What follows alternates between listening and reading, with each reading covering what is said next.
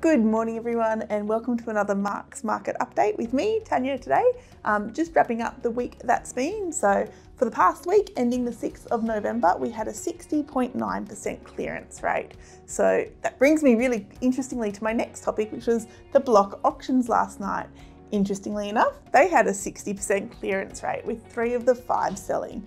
If you were watching the block, like I clearly was, huge block fan here, you'll know it was a very interesting auction night with some very extreme results. So it is a really good example of what an unpredictable market we're in at the moment, with properties going well above and beyond expectations and then lucky to sell, or for 2 people not selling at all.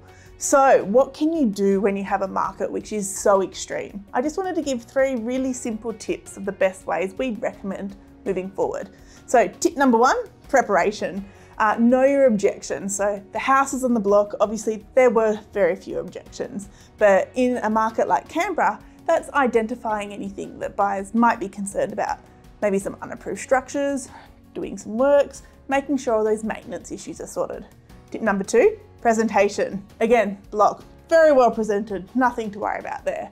In Canberra, that might mean getting in some staged furniture, or if you're living there, the way you live and the way you sell, they're really different. We do a lot of partial styles, so bringing in nice cushions, neutral artwork, things that just present to a buyer in the best light possible. The final tip is the process. You've just got to trust it.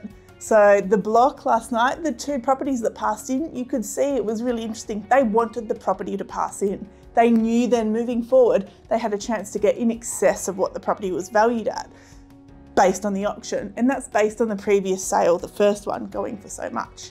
Here, all we want to do is trust what your agent is saying. Trust the method of sale. Let it run its course. If you sell at auction, if you don't sell at auction, it's not a failed result. There's just the next stage. So going to plan B.